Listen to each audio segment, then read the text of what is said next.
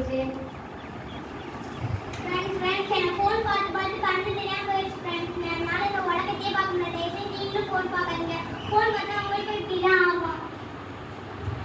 பிள்ளைங்களா பார்த்தீங்களா, ஃபோன் பார்த்தா இந்த மாதிரி தான் உங்கள் கண் பார்வை பாதிக்கும். ஃபோன் பார்ப்பீங்களா? அம்மா அப்பாட்ட போய் ஃபோன் கேட்டு என்ன செய்யக்கூடாது, அழுகக்கூடாது. ஃபோன் பார்த்தா இந்த மாதிரி கண்ணில் ஆப்ரேஷன் பண்ணிடுவாங்க, கண்ணு தெரியாது.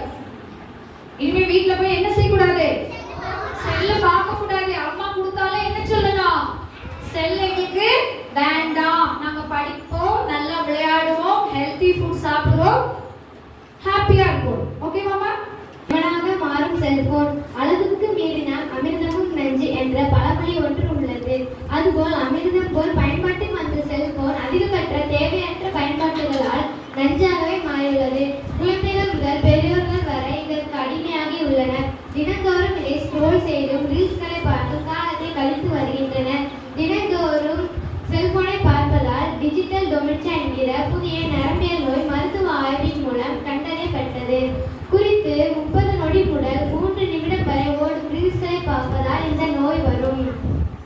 இதை குறித்து ஒரு ஆய்வில் மருத்துவர் கூறுவது, ரீல்ஸ்களை பார்ப்பதால் டோபமைன் என்கிற மகிழ்ச்சி ஹார்மோன் அதிக அளவில் சுரக்கிறது. இவ்வளவு இனிமையான டோபமைன் கிடைப்பதற்காக அடுத்த ரீல்ஸ்களை பார்க்கும் இளைஞர்கள் அதற்கு அடிமையாகி உள்ளனர்.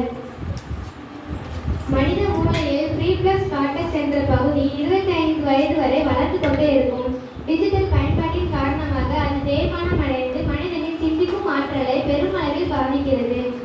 ஒரு புறம் மனிதனின் மூளையை பாதிக்கும் இந்த செல்போன் மற்றொரு புறம் உடல் ரீதியாக மனித உடலையும் பாதிக்கும். குறித்து செல்போன் திரையிலிருந்து வரும் ஒளிக்கதிர்கள்